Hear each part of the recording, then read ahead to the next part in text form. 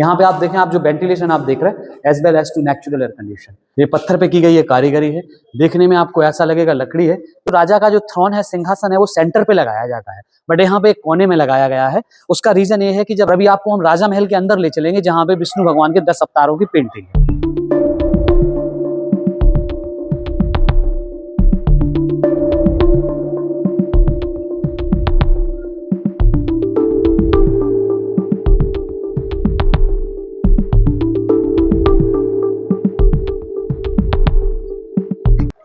Hello friends, स्वागत है आप लोगों का फिर से मेरे एक नए ब्लॉग में। हम आ गए हैं मध्य प्रदेश के ओरछा पैलेस में और यहाँ पर हम आपको पूरा महल दिखाने वाले हैं, वो भी विथ टूरिस्ट गाइड के द्वारा। यहाँ पर एक एक बारीकी चीज़ को ये मेरे साथ जो गाइड है वो बताने वाले हैं। तो चलिए हम इस गाइड के साथ इस महल को पूरा एक्सप्लोर करते हैं। वीडियो को अंत तक ज़रूर देखें क्योंकि वीडियो बहुत ही इंटरेस्टिंग होने वाला है। इस वीडियो में आपको दिखाया जाएगा कि ओरछा में जहांगीर के स्वागत के लिए जो महल बनवाया गया था और उसको बनवाने में 15 साल लगे थे, लेकिन वहाँ पर जहांगीर रुका था सिर्फ एक रात। तो चलिए आप वीडियो को अंत तक जरूर देखें। ये इस महल का मेन गेट है जो 25 फुट लंबा और फिर 15 फुट चौड़ा है। उसके बाद अंदर आएंगे तो यहाँ पर आपको टिकट काउंटर मिलेगा जहाँ पर 50 रुपए का टिकट मिलता है। नमस्ते, my name is Ajay, welcome to Orchha. इस जगह का नाम है ओरछा। ओरछा का जो मतलब होता है वो एक हिडन प्लेस, एक छुपी हुई जगह। ये जो डायनेस्टी है ये बुंदेला डायनेस्टी है। बुंदेला जो थे वो राजपूत हिंदू महाराजा थे। 1501 में महाराजा रुद्र प्रताप सिंह बुंदेला ने इस जगह की नींव रखी, 1501 AD। ये आप देखेंगे ओरछा का ये सबसे पुराना महल है। इस महल का नाम है राजा महल। 1501 से लेके 1531 तक उन्होंने इस महल को बनवाया। उनके दो बेटे हुए, भारती चंद एंड महाराजा मधुकर राय। तो कुछ पार्ट इसका भारती चंद ने बनवाया, महाराजा मधुकर राय ने राजा महल को फाइनल शेप दी। तो कुल मिला के 3 राजाओं ने 90 ईयर्स में राजा महल बनवा के तैयार किया। बुंदेला राजाओं ने 1501 AD से लेके 1783 तक यहाँ पे रूल किया। उस दौरान उन्होंने महल बनवाए, मंदिर बनवाए और नदी किनारे बनी हुई है छतरियां। छतरियां बोले तो समाधि।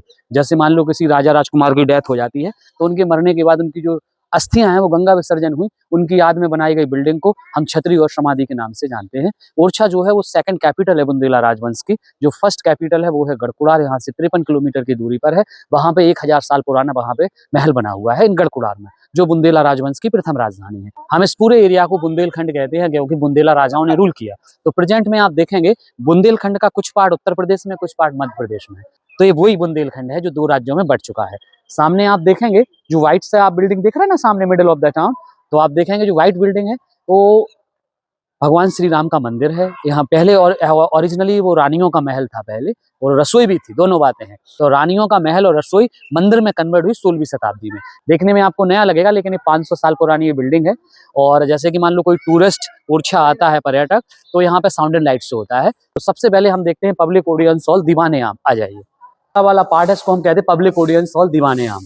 दीवाने आम का मतलब जनता का दरबार, जहां राजा अपनी प्रजा से रूबरू होता था। तो नॉर्मली जब भी आप कोई ऑडियंस हॉल देखेंगे तो उसमें जो राजा का जो थ्रोन है, सिंहासन है, वो सेंटर पे लगाया जाता है, बट यहाँ पे एक कोने में लगाया गया है। उसका रीजन ये है कि जब राजा किसी के साथ न्याय करे तो उसका चेहरा देख के न्याय ना करे कि he is my son, he is my daughter, he is my friend. इस तरह से थॉट प्रोसेस उसके दिमाग में, उसके विचार इस तरह के विचार उसके दिमाग में ना आए। इसके ऊपर आप देखें बहुत सुंदर पेंटिंग है। जो कलर है सारे नेचुरल कलर है, इनको हम फ्रेस्कोस कहते हैं। गीले प्लास्टर पे की गई ये पेंटिंग है।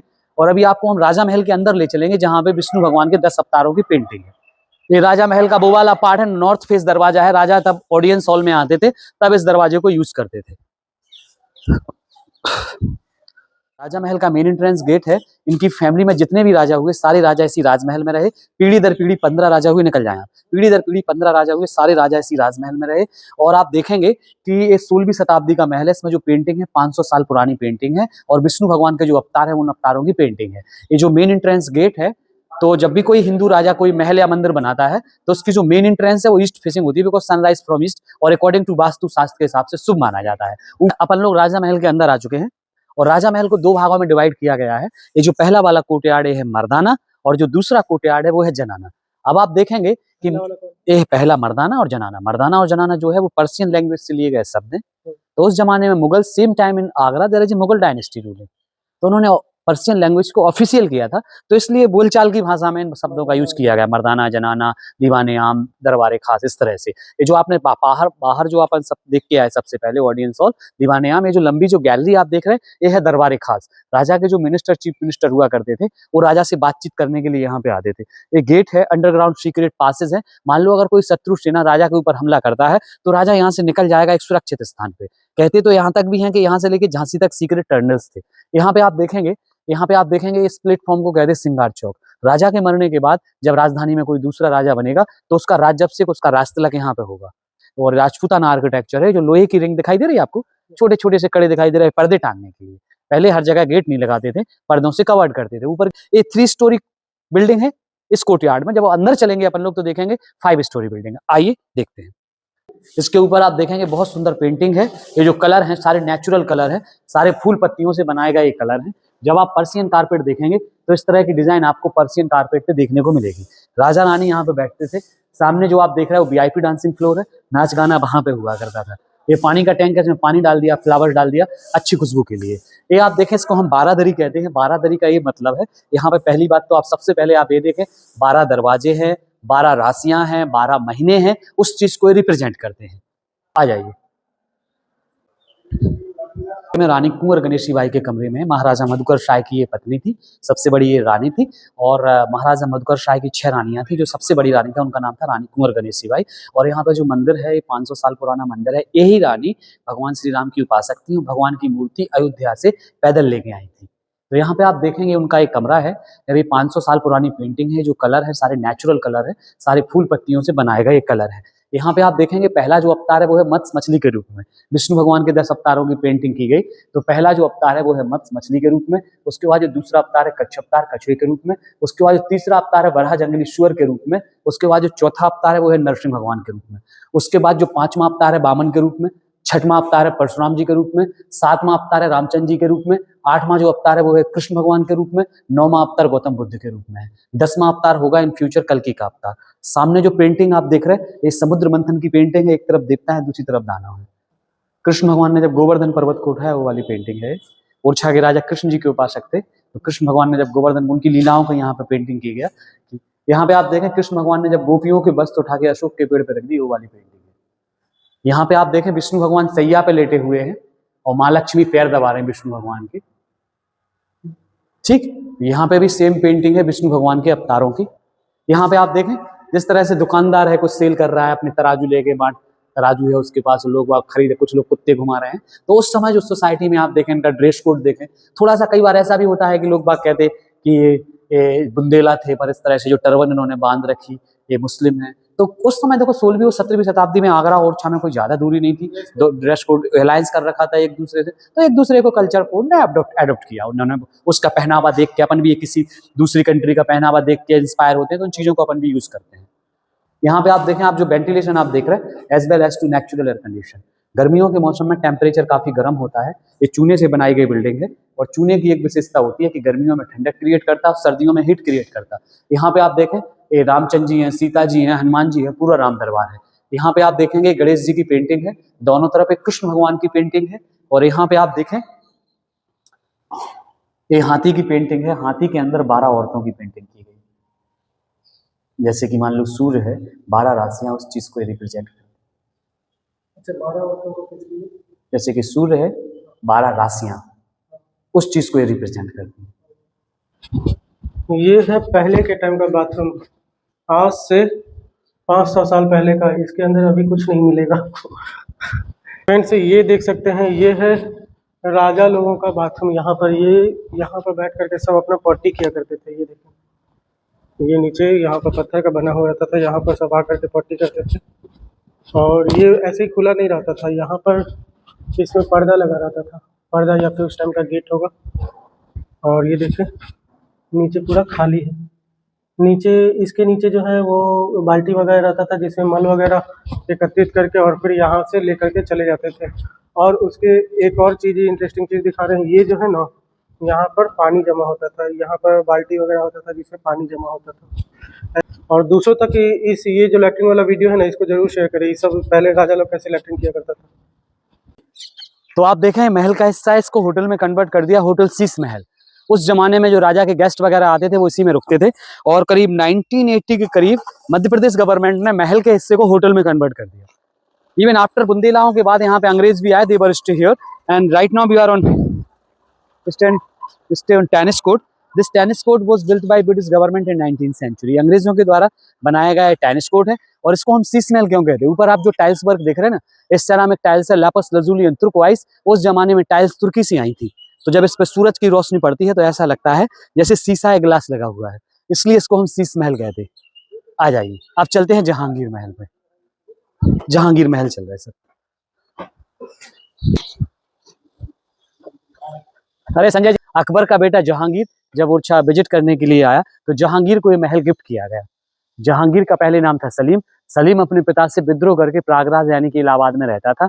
अकबर के जो 9 रत्नों में एक रत्न था Abul Fazal, he was a chief minister of Mughal army. एक बार अकबर ने अबुल फजल को ऑर्डर दिया कि सलीम को जिंदा है मुर्दा पकड़ के आगरा फोर्ट पेश किया जाए। और एक खबर जब सलीम के कानों तक पहुंचती है तो उसने आसपास के राजाओं से मदद की गुहार की, लेकिन उस समय कोई भी राजा अकबर के डर के कारण सलीम की हेल्प करने के लिए तैयार नहीं हुआ। तब इन्होंने ओरछा के राजा महाराजा वीर सिंह दो बुंदेला से सहायता मांगी कि आप मेरी सहायता करें। तब ओरछा के राजा यहाँ से निकलते हैं और दतिया और ग्वालियर के बीच में एक जगह पड़ती आंतरी, वहां पे इन दोनों के बीच में युद्ध होता है जिसमें अबुल फजल की पराजय होती है। अबुल फजल का सर काट के सलीम को प्रेजेंट किया जाता है। ये इनकी दोस्ती का कारण है। अकबर के मरने के बाद हिंदुस्तान का सम्राट बनता है सलीम। सलीम ने बुंदेला राजाओं की काफी आर्थिक मदद की। तब महाराजा वीर सिंह दो बुंदेला ने 4 भव्य महलों का निर्माण कराया। पहला महल है ग्वालियर में, दूसरा महल है दतिया में, तीसरा महल है झांसी में, ये चौथा महल है। 400 महल वीर सिंह दो बुंदेला के शासनकाल में बनके तैयार हुए। तो इसमें आप देखेंगे क्या हिंदू है क्या इस्लामिक आर्किटेक्चर है। जिस तरह से जो ब्रैकेट्स के अंदर जो आपको एलिफेंट्स दिखाई दे रहे हैं, हाथी दिखाई दे रहे हैं, this is a very good example. इसके नीचे जो फूलों जैसी डिजाइन है वो इस्लामिक आर्किटेक्चर है। जैसे कि आप ऊपर देखेंगे ये जो प्लेन डोम्स है, डोम्स इस्लामिक आर्किटेक्चर है। उसके ऊपर जो लोटस फ्लावर है वो हिंदू आर्किटेक्चर है। One is a plain dome, one is a ribbed lining dome, that is a Hindu temple architecture. इसके बीचों बीच स्विमिंग पूल है, चारों कोने पे वाटर फाउंटेन डेकोरेशन के लिए। जिस रास्ते से अपन लोग आए इसका ये बैक साइड है, इसकी जो मेन एंट्रेंस है वो दूसरी तरफ है। ये जो स्टेयर्स आप देख रहे हैं 19th सेंचुरी में अंग्रेजों के द्वारा बनाए गए स्टेयर्स है। अदरवाइज पहले दीवारों के अंदर से हुआ करते थे, जो काफी पतले और सकरे होने की वजह से बाद में बनाए गए। यहाँ से लेके यहाँ तक का बाद का एडिशन है, पहले सिमेट्रिकल था, चारों तरफ से एक जैसा। जिस तरह से आप देखेंगे यहाँ पे दोनों तरफ ये बालकनी आपको देख रहे हैं, सेम बालकनी वहां पे बनी हुई थी। तो जब जहांगीर यहाँ पे आया तो यहाँ का जो लोकल जो नृत्य है, जो फोक डांस है, राई है, तो यहाँ पे राई डांस हुआ, जो कल्चरल प्रोग्राम हुए यहाँ पे। तो ये बच्चों के बैठने के लिए इस तरह से बालकनी बनाई गई। तो आपको हम दिखाते हैं इस महल का मेन एंट्रेंस गेट। दोनों तरफ ये पीकॉक है और पीकॉक अपनी चोंच में सांप को दबाए हुए है। जब ओरछा के राजा ये महल बनवा रहे थे तो ओरछा के राजा के जो एडवाइजर थे उन्होंने समझाया कि महाराज साहब आप जहांगीर को इनवाइट तो कर रहे हैं, but he is like a black cobra, वो एक काला सांप है, किसी भी समय अपन को डस लेगा। तो ओरछा के राजा ने संज्ञा दी है कि जहांगीर अगर एक काला सांप है तो मैं एक मोर के समान उसको अपनी मुंह में दबा के उड़ा के ले जाऊंगा। आ जाइए, यहाँ पे आप देखेंगे ये पत्थर पे की गई ये कारीगरी है। देखने में आपको ऐसा लगेगा लकड़ी है, इस सारा स्टोन पे किया गया काम है। दोनों तरफ हाथी है, सेंटर पे पीकॉक है। इसके ऊपर आप देखें सारी स्टोन टाइल्स है। यहाँ पे आप देखें कुछ ह्यूमन फिगर है, कुछ एनिमल फिगर है, इस तरह से फिगर बनाए गए। से सागौन की लकड़ी से बनाया गया दरवाजा है। और आप देखेंगे हमारे ओरछा के जंगलों में करीब 20 से 25% सागवान के पेड़ पाए जाते हैं। जस्ट इसके नीचे रास्ता है, जब जहांगीर अंदर गया तो इसी रास्ते से अंदर गया। आप देखेंगे दोनों तरफ हाथी बने हुए हैं। हाथी एक तरफ अपनी सूंड में घंटी लिए वेलकम करने के लिए और दूसरी तरफ फूलों का हार। यहाँ पे आप देखेंगे विंडो के बिल्कुल नीचे below down very small statue of Ganesh ji की है। दोनों तरफ lotus flower, peacock and parrot, ये हिंदू आर्किटेक्चर है। जब आप आगरा और फतेहपुर सीकरी जाएंगे तो इस तरह का जाली वर्क आपको वहां पे देखने को मिलेगा। अलग अलग कलर है बट है सैंडस्टोन। सामने आप जो बिल्डिंग आप देख रहे हैं ये ऊंट खाना है, ऊंटों के लिए बनाई गई ये बिल्डिंग है, इसलिए जो इसके एंट्रेंसेस हैं काफी ऊंचे हैं। यहाँ पे आप देखें पानी का टैंक बना हुआ है। ये जो राउंड शेप में आप देख रहे हैं पानी का टैंक बना हुआ है। और जस्ट इसके नीचे आप देखेंगे राय प्रवीण महल है, जो यहाँ की डांसर थी उनके लिए बनाया गया महल है। आज जरूर ओरछा की जो आबादी है करीब 8 से 10 हजार के करीब है, बट आज से 500 साल पहले काफी बड़ी रियासत थी बुंदेला राजाओं की। करीब 40 से 50 हजार के करीब आदमी ओरछा में रहते थे। यहाँ पे आप देखें ये राजा के जो मंत्री मिनिस्टर्स थे उनके लिए बनाई गई, उनके लिए अब उनकी घर है, उनकी हवेलियां हैं, कोठियां हैं। और हाँ, खंडर में तब्दील हो गया। आपको ये जो पहाड़ों की आपको जो रेंज नजर आ रही विंध्याचल रेंज है। सामने आप देखेंगे एक टावर है, हंटिंग टावर कहते हैं उसको। जब राजा शिकार खेलने के लिए जाते थे तो वहां पे रुकते थे। तो फ्रेंड्स फाइनली ये मेरा ब्लॉग अब यहीं पर खत्म होता है। वीडियो आप लोगों को कैसा लगा कमेंट करके जरूर बताएं और दूसरों तक इस वीडियो को जरूर शेयर करें ताकि और लोगों को इसके बारे में पता चले। चलिए मिलते हैं हम आप लोगों से अगले ब्लॉग में। तब तक के लिए बाय फ्रेंड्स, बाय। और वीडियो को लाइक करके चैनल को सब्सक्राइब जरूर कर दें।